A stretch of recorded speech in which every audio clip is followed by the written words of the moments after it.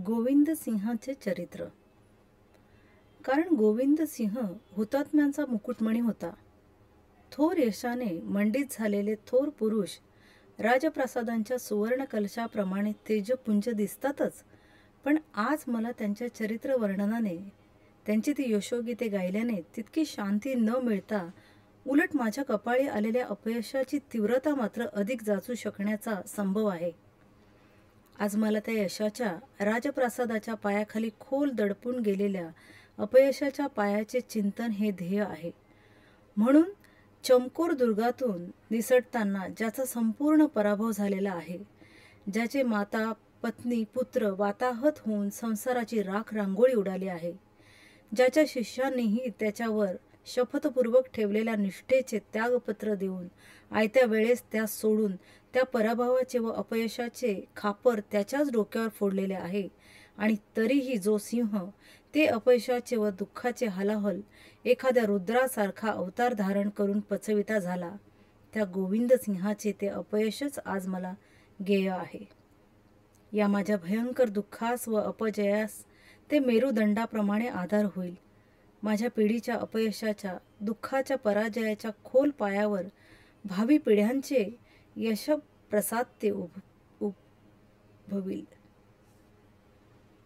भावनांच्या मनोऱ्यावर चढून माझे मन दूरवरची दृश्ये पाहण्यात रंगून गेले असता इकडे माझे हात ते काथ्याचे कठीण नाडे व चराटे तोडण्यात, कुटण्यास, उकळण्यात गुंतलेले होते. प्रत्ययीच्या म्हणून उरलेल्या 10-15 आर्या रचून झाल्या. काथ्या उलगडणेही संपले, पण हातही सोलून निघाले. फोड उठले, रक्त गळू लागले. डोंगरीच्या बंदीगृहात हेकच्या निकालानंतर किती दिवस होतो आठवत नाही. प्रातःकाळी उठावे, व्यायामासाठी फिरताना योगसूत्रे मुखोद्गत म्हणावीत, त्यावरील एकावर अनुक्रमे विचार करावा, मग सक्त श्रमाचे म्हणून कठीण काम दिलेले असेल ते करावे, आणि ते करतानाच मनात 10-12 नवीन कविता रचून व जुन्या पाठ झालेल्या आवृत्ती देऊन संध्याकाळी जेवण झाल्यावर तुरुंग बंद करून सर्व सामसूम झाली असता ध्यानधारणेचा काही अभ्यास साधावा व रात्री 9 वाजण्याचे आतच निजावे. झोप मात्र गाढ लागे. एकलकोंडीतील हा असा कार्यक्रम चालला असता कधी कधी प्रवृत्तीचे राजबिंबी, पुढा बोधाची प्रतिपदी, विवेकदृश्याची मांदी सारीत राहण्याची आटोकाट खटपट करीत असतानाही चिंतेची व उद्वेगाची धाड एकाएकी कोसळून जसा काही गळा चेपला जावा, जीव कासावीस होऊ पाहावा, वाटे आपल्या मागे कार्याचे काय होईल जर, मग हेही कष्ट, पण क्षणभरात मनाचा तोल पुन्हा सांभाळला जावा. Sir Henry cotton. एक दिवस तुरुंगात बोलावा झाला की कोण्या मोठ्या साहेबांचे पेन्शन माझ्यासाठी बंद करण्यात आले आहे. हे काय प्रकरण आहे? थोडक्याच दिवसात केसरीचा एक तुकडा एकलकोंडीत अकस्मात माझ्या हाती पडला. त्या योगे त्या बातमीतले तथ्य थोडे बहुत उमगले. लंडनमध्ये नूतन वर्षाच्या निमित्ताने तिकडच्या हिंदी लोकांची एक सभा भरली होती. त्या प्रसंगी सभामंदिरात भिंतीवर माझा एक मोठा फोटो लावलेला होता. सभेतील मुख्य पाहुणे सर हेनरी कॉटन ह्या प्रख्यात इंग्लिश गृहस्थाने त्या माझ्या फोटोस उद्देशून साहस, देहभक्तीची औत्सुक्यता इत्यादी काही गुणांविषयी प्रशंसापर उद्गार काढले होते, आणि अशा तरुणाच्या आयुष्याची अवघ्या 25शीतच अशी राखरांगोळी व्हावी याविषयी खेद व्यक्त करून हेगचे उच्चतम न्यायालय तरी मतस्वातंत्र्याच्या अधिकाराची पायमल्ली न करता मला फ्रान्स देशात परत धाडण्यात यावे म्हणून निकाल देवो अशी आशाही प्रदर्शित केली होती. सर साहेबांच्या या भाषणाने अर्थातच सर्व इंग्रजी समाज खवळून गेला. सावरकरास सहानुभूती? मग ती निंदा गर्भ का असेना, पण ती सहानुभूती. कोणी म्हणाले ह्या हेनरी कॉटनची सरकी काढून टाका, कोणी म्हणाले त्याचे पेन्शन बंद करा. शेवटी या चहाच्या पेल्यातील वादळाच्या फुत्कारासरशी राष्ट्रीय सभेचा मंडपही हालतोसा भासू लागला. त्यावेळेचे अध्यक्ष सर विल्यम वेडबर्ग व पुढारी सुरेंद्रनाथ बॅनर्जी यांनी राष्ट्रीय सभेहून परत येताना कलकत्त्यास एका सार्वजनिक सभेत त्या विषयाचा विशेष उल्लेख करून सर हेनरी कॉटन यांच्या उद्गारावर सफाईचा हात फिरवला आणि राष्ट्रीय सभेचा सावरकर व त्यांचे अनुयायी यांच्या पंथाशी संबंध तर राहोच, पण लवलेश सहानुभूतीही नाही असे प्रसिद्धपणे घोषित केले. ज्या केसरीच्या तुकड्यात हे वृत्त मी वाचले त्यातच केसरीकरांनी 1-2 स्फुटे लिहून सर हेनरी साहेबांचा बचाव करण्याचा प्रयत्न केला होता. केसरीच्या लेखात माझा नामनिर्देश अगदी एकेरी संबोधनांनी केलेला पाहून मनास कौतुक वाटले. सर साहेबास हा सावरकर कोण, काळा की गोरा हे देखील माहीत नव्हते. अरे वाक्य सर हेनरी कॉटनच्या समर्थनार्थ लिहिलेले होते. केसरीसारख्या पत्रास देखील असे लिहिणे त्या परिस्थितीत भाग पडले. परंतु त्या काळी स्वतःचे निरपराधित्व आणि शिष्टपणा प्रस्थापित करण्यास कोणत्याही राजकीय संस्थेस व व्यक्ती सावरकरास महान अपराधी म्हणून संबोधणे आणि त्या सावरकर नावाचा अशिष्टपणे एकेरी उपपदांनी उल्लेख करणे हे एक अमोघ साधन सापडलेले होते. इंग्लंडमध्ये एका इंग्रजी अधिकाऱ्याने आमचा गौरवपूर्वक उल्लेख करावा आणि हिंदुस्थानात आम्हास अरे तुरे वाचून धाडसी वृत्तपत्रांनाही संबोधिता येऊ नये, या त्या वृत्तपत्राकडे व व्यक्तिविशेषांकडे दोष येत नसून त्यायोगे परतंत्र देशाची कोण दैना झालेली असते तेथे माणुसकी देखील किती महाग होते हेच काय ते निदर्शनास येते असे मला वाटले.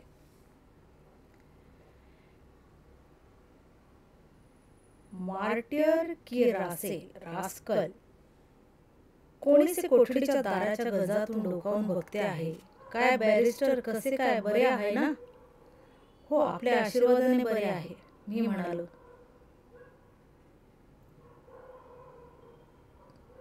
छे महाराज, तुमची योग्यता कुठे आणि माझी कुठे?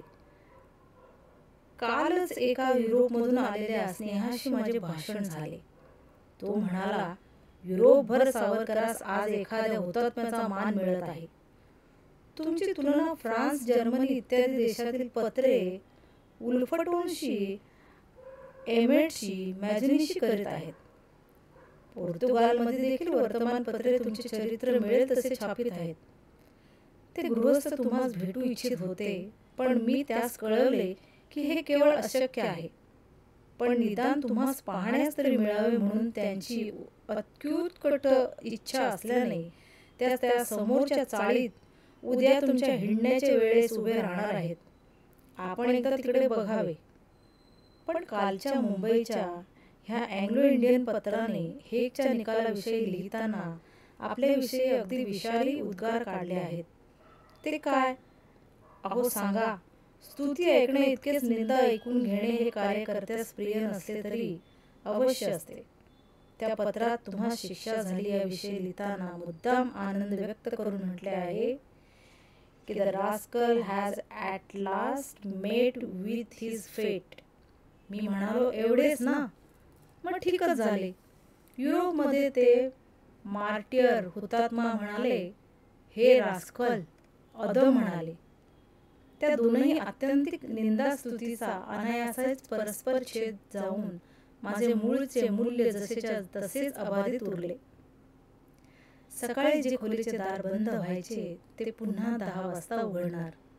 ही सवय इतकी पक्की झाली की मध्यंतरी दार उघडण्याची प्रतीक्षाच नाहीशी झाली.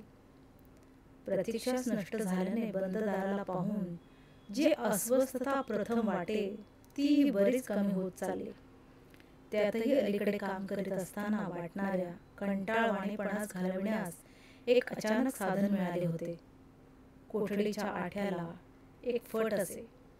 तिथून एक कबुतराचे कुटुंब येऊन कौलाचे खाली राहू लागले होते. त्याच्याकडे पाहत कसा बसा वेळ कंठीत होतो. तो दार खडबडले. भलत्याच वेळी दार खडबडले. अर्थात आपल्या बंदिवान भाग्यात काहीतरी नवीन गोष्ट लिहिली जाणार हे उघड आहे. की वश होऊन वर पाहिले तो हवालदार म्हणाला, चलो साहब बुलाता है. चला, कोणत्याही का निमित्ताने होईना, पण एकल कोंडीतून बाहेर पडण्यासाठी बंदीवानाचे मन इतके अद्युक्त असते की चलो हा शब्द कानावर पडताच ताडकन तुटणाऱ्या दाव्याचा आवाज बांधलेल्या गुराचे मनात जसा क्षणभर तरी तरारी आणतो, तसाच हाही बंदीजनांच्या मनास उत्साह आणतो. मी उठलो. कशात साहेब बोलावित आहे हे विचारावेसे वाटले, पण कोणीही काही सांगितल्याविना कोणाही अधिकाऱ्यास आपण होऊन काही बातमी विचारावयाची नाही हा माझा प्रघात असल्याने मी काही बोललो नाही. पण तो सुशील हवालदारच हळूच म्हणाला, आपली भेट आली आहेसे वाटते. पत्नीची भेट. कार्यालयात येतो तो गजाच्या खिडकीपाशी माझ्या पत्नीस घेऊन आलेला माझा वडील मेहुणा उभा असलेला मला दिसला. तुरुंगाच्या वेशात, बंदीवानाच्या दुःखद स्वरूपात, पायात जखडून ठोकलेल्या जड बेड्यास शक्य तितके सहन तोलीत आज मी प्रथमच त्यांच्या पुढे उभा राहिलो. माझ्या मनातही चर्र झाले. 4 वर्षापूर्वी जेव्हा याच मुंबईहून मी यांचा निरोप घेऊन विलायतेस गेलो, तेव्हा परत येताना बॅरिस्टरीच्या डौलदार झग्यात आणि आशेच्या व संपत्तीच्या झळकणाऱ्या प्रभावळीत मी दिसेन ही त्यांची आकांक्षा होती. तेथे आज मला या निस्सहाय निराशेच्या बेड्यांनी जखडून टाकलेला पाहून त्या 20-19 वर्षाच्या तरुण मुलीच्या मनास केवढा धक्का बसेल. ती दोघे गजामागे उभी होती. माझ्या हातास हात लावण्याची देखील त्यांना चोरी होती. जवळ परक्याचा निर्दय पहारा उभा. ज्या विचारात शब्दांचे सानिध्यही संकोचास्पद होते, ते विचार मनात भरून आले आहेत. 50 वर्षाच्या म्हणजे जन्माच्या ताटातुटीच्या आधीचा हा शेवटचा निरोप घ्यावयाचा, आणि तो ह्या विदेशी दर्पोद्दाम काराधिपाच्या स्नेहशून्य दृष्टिपाताच्या कक्षेत. या जन्मात तुमची आमची पुन्हा भेट होणे जवळजवळ दुर्घेट असे सांगणारी ती भेट. आकाश वळवांनी भरून यावे तसे हे विचार एका क्षणात दाटून हृदयात भरून आले. पण हृदयातच दुसऱ्या क्षणी विवेकाच्या चौकीवर त्यास अटकाव होऊन त्यांचे थवे छिन्न विछिन्न करून टाकण्यात आले, आणि दृष्टादृष्ट होऊन मी खाली बसताच त्यास हसून विचारले की, काय मला पाहिल्याबरोबर ओळखलेत का? हे केवळ कपडे बदलले आहेत, मी तोच आहे. थंडीचे निवारण करणे हा जो कपड्यांचा मुख्य हेतू आहे, तो या कपड्यांनीही बहुतेक पूर्ण होतो. थोड्याच वेळात विनोदात रंगून आपण घरीच बोलतो आहोत असे ती दोघे सहज बोलू लागली. ती संधी साधून मी मध्येच म्हटले, बरे, ईश्वराची दया असेल तर पुन्हा भेट होईलच. तोवर जर कधी त्या सामान्य संसाराचा मोह होऊ लागला तर असा विचार करा की मुलामुलींची वीण वाढवणे व 4 काटक्या एकत्र करून घरटी बांधणे ह्याला जर संसार म्हणावायचे असेल तर असले संसार कावळे चिमण्याही करीतच आहेत. पण संसाराचा याहून भव्यतर अर्थ जर घेणे असेल तर मनुष्यासारखा संसार थाटण्यात आपणही कृतकार्य झालो आहोत. आपली 4 चूल बोळकी आपण फोडून टाकली, पण त्यायोगे पुढे मागे हजारो जणांच्या घरी क्वचित सोन्याचा धूर निघेल. आणि घर घर म्हणून करीत असतानाही ही प्लेगने नाही का शेकडो जणांची घरे ओसाड पाडली. लग्नाच्या मंडपातून नवरा नवरीस विलग हिसडून मृत्यूच्या दाढेत ढकलून दैवाने जोडपी विजोड करून टाकली असा विवेक करून संकटास तोंड द्या. अंदमानास काही वर्षांनी कुटुंबास नेऊ देतात असे मी ऐकतो. तसे झाले तर ठीकच, परंतु ते न झाले तरीही ह्या दिवसात सहन करू अशा धैर्याने राहण्याचा प्रयत्न करावा. तसा यत्न करतोच आहोत. आम्ही एकमेक आहोत. आमची चिंता कशाच व्हावी? स्वतः जपले म्हणजे आम्हा सर्व मिळाले, ही आमची प्रश्नोत्तरे होत आहेत. तोच सुपरिटेंडंटने वेळ संपला म्हणून म्हणताच ओठावरची अर्धी वाक्ये तशीच सोडून मी भेट संपवली. परंतु जाता जाता माझा मेहुणा मजकडे वळून घाईने म्हणतो, बरे, पण एक नियम आपण अवश्य पाळावा. प्रत्येक सकाळी कृष्णाय वासुदेवाय हरये परमात्मने प्रणतक्लेशनाशाय गोविंदाय नमस्तुते हा मंत्र आपण म्हणत जावा बरं का नियमाने. मी कौतुकाने पाहत उत्तरलो, म्हणेन. ते परतले. मागे वळून न पाहता बेडी उचलून मला तिचा काहीच भार होत नाही हे माझ्या त्या परतणाऱ्या मंडळीस दाखवण्यासाठी चालताना हेतुपूर्वक ती सहज खळखळवीत मी तुरुंगाच्या आत गेलो. पण मन, मी आताच त्यास जे शब्द उपदेशले तेच मनात मोठमोठ्याने उच्चारित व दटावीत गुरु जसे ओढून आणून बांधून टाकावे तसे विवेकाने बांधून टाकले. शक्ती क्षीण झाल्यासारखी वाटली.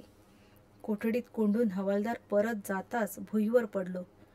तो वरच्या त्या कबुतराची पिले केविलवाण्या स्वराने आक्रोश व तडफड करू लागलेली दिसली.